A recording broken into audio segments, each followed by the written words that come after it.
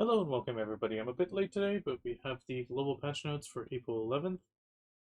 We have some class changes coming up again. This time it's Woosa Succession, gaining a change on the range hour skills, cooldown reduction from 15 to 13 seconds, and Dark Clouds from 12 to 10. And then we have damage reduction, or damage increases, with PvP damage reduction rates matching suit across most of the skills on Succession. In Awakening, the Passing Spirit, the effect of increasing critical hit chance and decreasing all evasion rate when hit has been removed from the skill. The cooldown has been changed from 3 to 5 seconds, and when moving left or right, they added invincibility effect. This was for monsters, but it is apparently a full iframe. The monster invincibility effect when moving left or right during cooldown, so it's pretty much your PvE iframe. Flower View, the movement speed reduction effect on successful hit has been changed from 10% per 5 seconds to 20% per 5 seconds.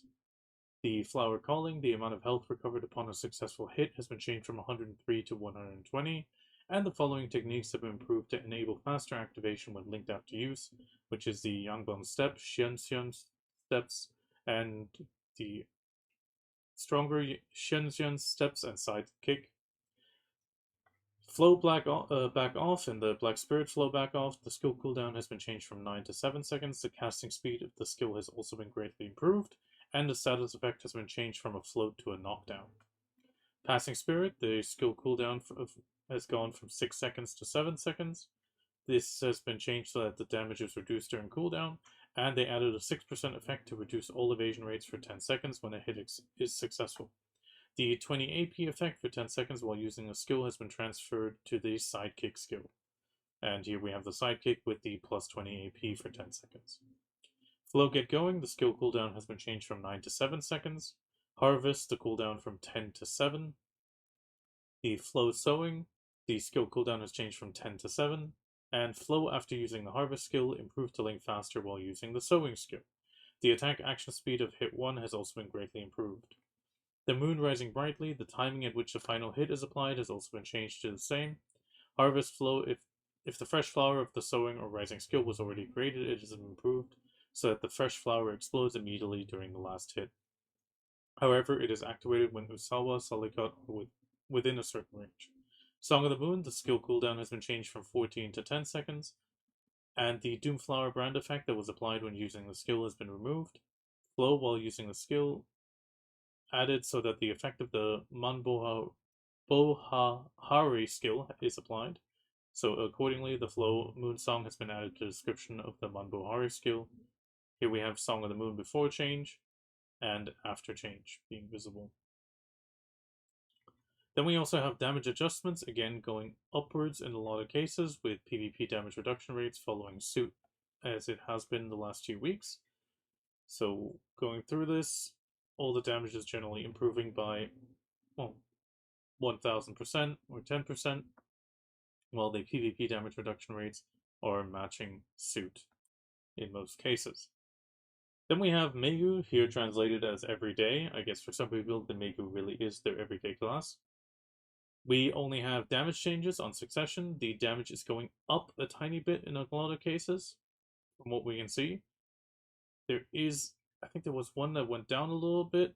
Oh no, it was pretty much up on all skills, with following PvP damage reduction rates. Awakening has a few cooldown changes. Dance of Explosion has been changed from 10 to 9 seconds, and Foxgrass has been improved to. They've improved the ability to connect more smoothly with the kick skill after using the skill. Damage changes are also for Awakening Maegu. Again, they're increasing the damage with PvP reduction rates. In this case, we have an increase of around 9%, but the PvP damage reduction rate is only 5. To be honest, Awaken Maegu was pretty strong. I feel like this is going to be another nerf in a week or two, where they're going to counterbalance this because she was pretty strong already, at least in AOS.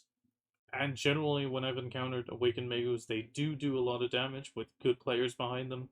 However, big changes aren't visible, but in some cases, a good 1000% or 10% going up. Ninja Kunoichi, we have a change to the Flow Multi-Stage Vital Point Stab. This skill cooldown has been changed from 10 to 7 seconds. Then we have Kunoichi herself. They're changing the core mechanic of the succession Kunoichi to maximize the damage with ninjutsu, ghost, soul, and spirit effect.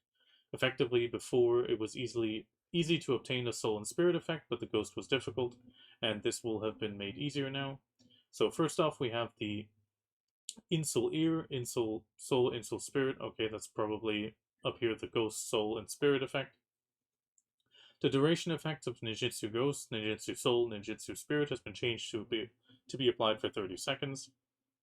They've added a description for the Ninjutsu effects that it can be obtained for skills that obtain the Ninjutsu respectively. Then we have the acquisition techniques, explosion methods of the effects of Ghost, Soul, and Spirit will be changed as following.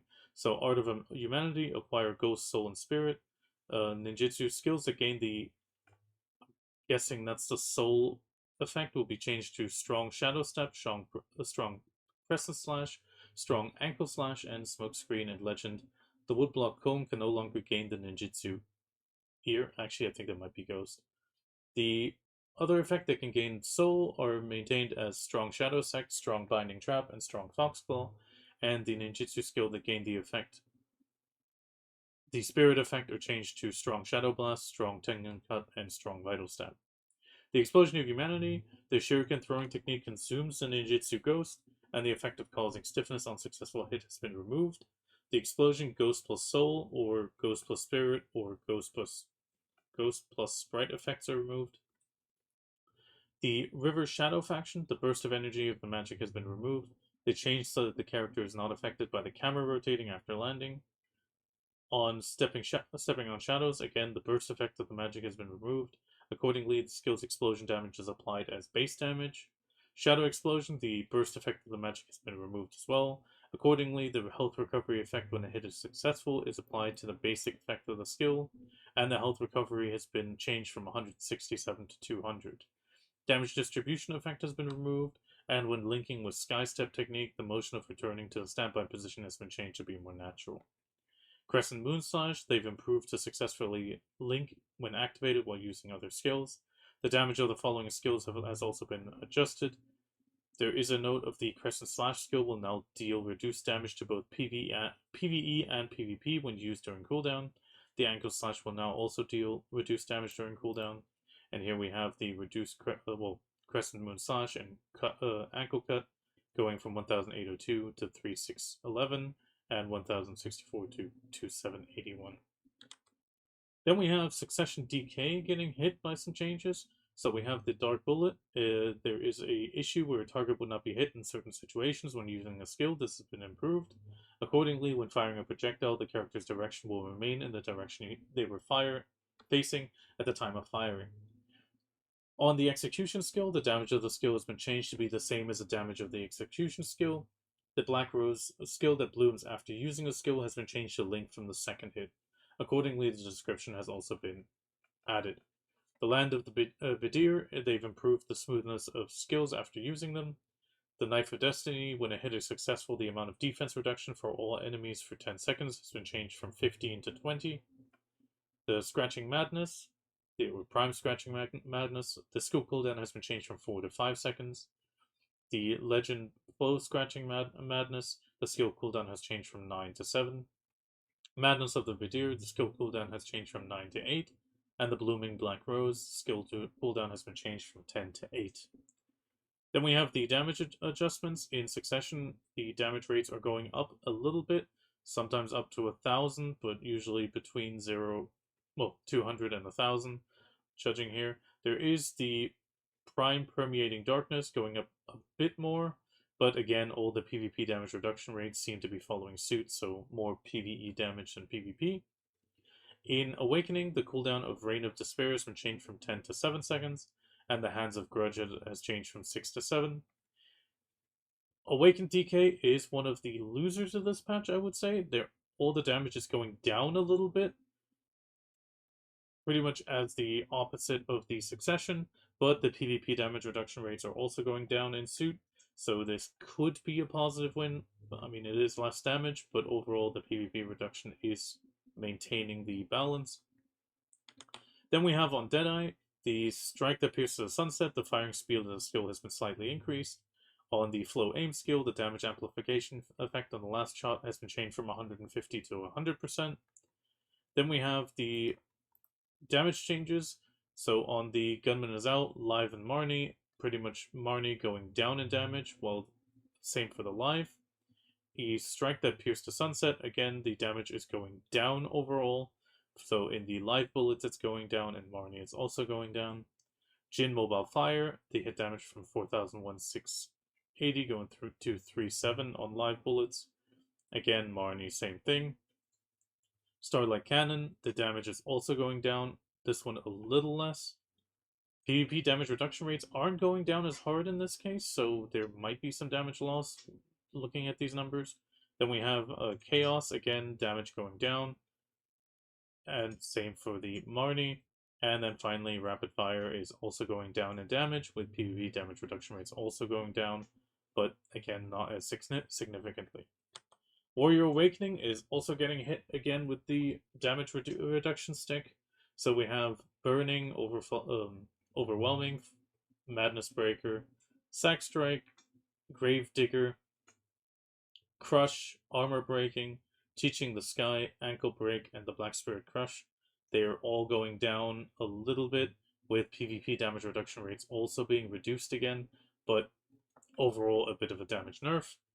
Similar thing happening to Archer again, so main weapon and a transfer, so again, Spirit Bullet, Rain of Arrows going down, the arrow that splits the earth going down in damage, Shower of Light going down, Rushing Arrows, Explosion of Radiance, Looming Flesh, Sylvia's Spear, Light of Extinction, Call of Luthragon, and Flesh of the Brand, all going down in damage. The PvP damage reduction rate is also going down, but not as significantly in some cases. And then the Wizard Awakening, similar case, or similar story. Again, damage numbers going down or overall damage numbers going down. PvP damage reduction rates also going down a little bit to match it, but again, it's a minimal numbers game, so we have Watershed Burst, Baptism of Water, Lava Eruption, Water Bomb, a Rushing Stream of Water, Karma, Fireball, Destruction, Catastrophe, Cold Waves, Black Spirit Karma, and Black Spirit Great Calamity all being affected by these changes. And then we have finally some general class modification and changes.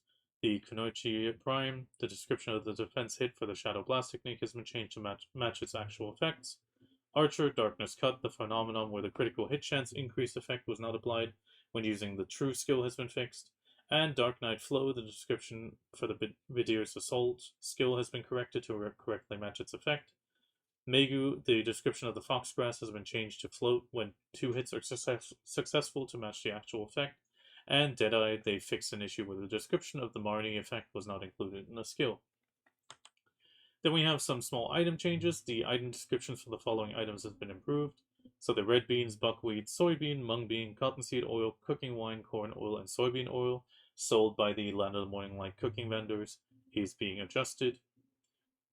They're also changing so that the item acquisition text and cheering animation at the top of the screen are no longer displayed when acquiring low-value items. Conversely, items that were previously not triggered by cheering motions, despite having a high value, have been changed to now trigger cheers.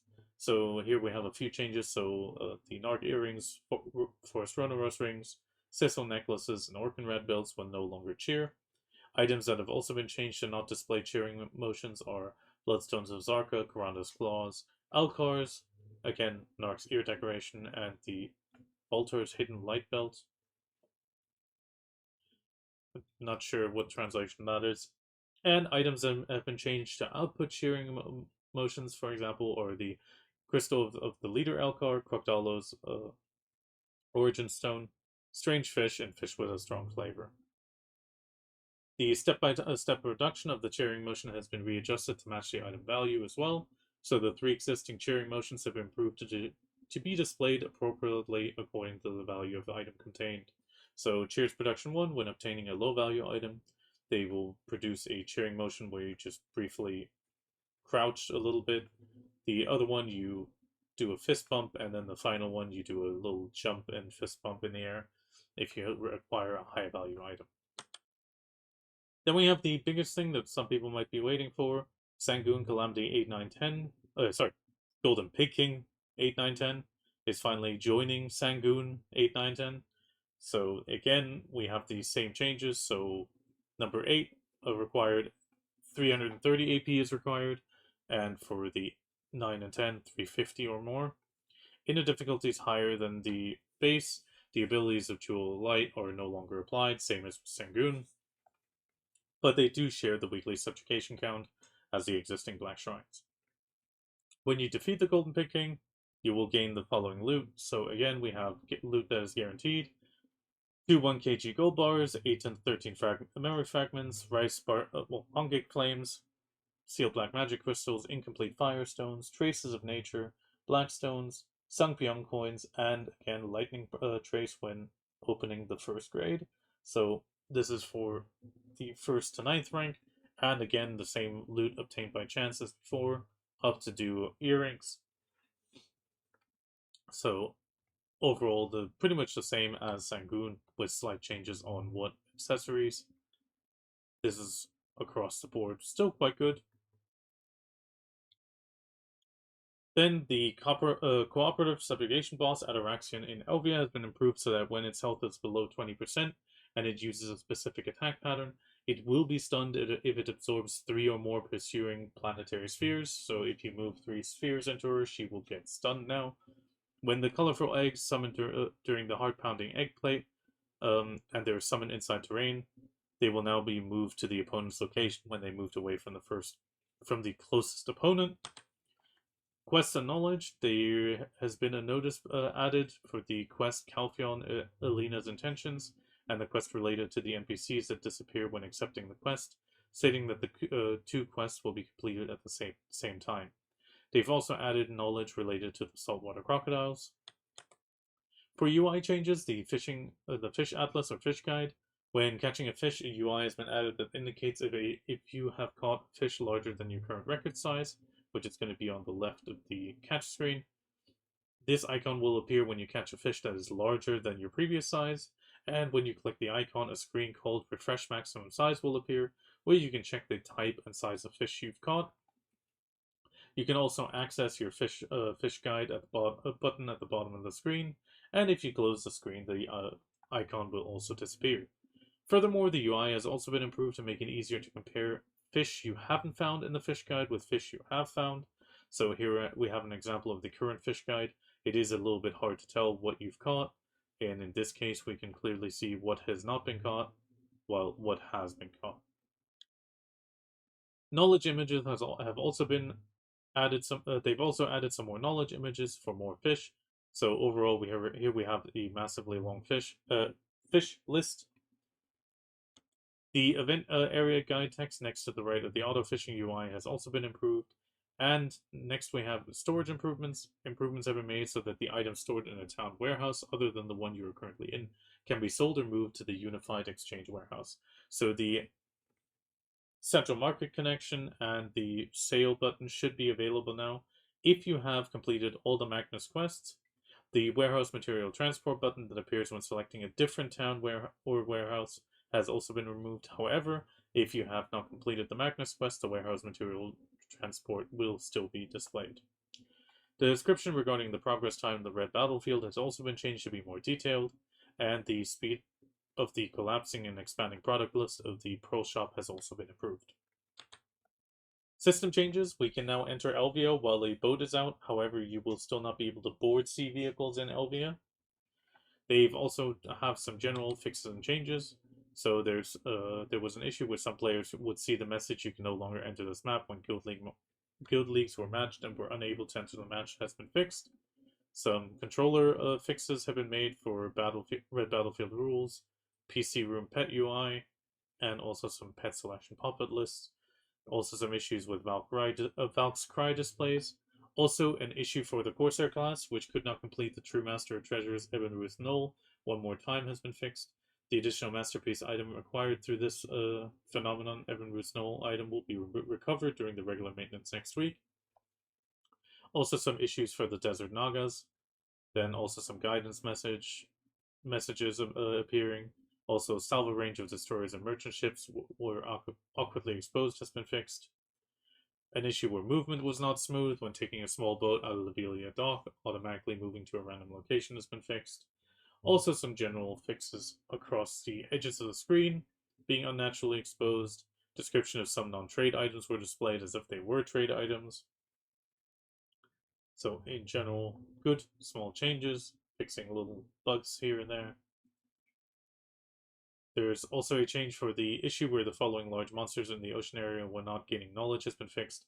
So this has been fixed for Canada, Magoria Ghost Battleship, Goldmont Battleship, Small, Medium, Large, Nine Shark, Drift. Well, that should be the Blackstock Drift Stalker. Okay, Blacktooth, Leprechaun, and Hekaru. Oh, that's probably the Ocean Stalker. Yeah, Ocean Stalker. And furthermore, some small issues where guidance messages would not display when properly have also been fixed. Overall, UI changes, being able to sell from anywhere. This is big because I store all my trash loot in one storage. That will make it nice. Fish UI, small little change, but it's quite nice for quality of life. Picking 8, 9, 10. I think a lot of people are looking forward to that. Finally moving beyond Sangoon. I still have not been able to beat Sangoon, so I still have that. Cheer changes, they're a little bit overdue. Finally, a bit of time, but better late than never. Item changes for the cooking, okay, small little change. Overall, Wizard, Archer, Warrior are definitely getting hit by the stick hard. Could bring them back down. I have heard that Awakened Wizards are doing quite well right now. Same thing for the Awakened Warriors. Archers is same, are doing really good damage. This could bring them back into line. DK Awakening, not sure why the nerfs. I mean, she is pretty powerful, but she is also squishy. But could be some general changes. Succession gaining some buffs is also quite nice. Then we have the Kunoi changes, reworking that a little bit. Maybe more people will play Kunoi. Don't know that many anymore. And finally, Awakened Maegu getting damage buffs. Like I mentioned, don't really think it was needed, but we'll see. It is mostly PvE matched, so could be good for PvE. Same thing for Succession Maegu, and Woosa also could really use it. And with that, we have finished the global patch notes for April 11th.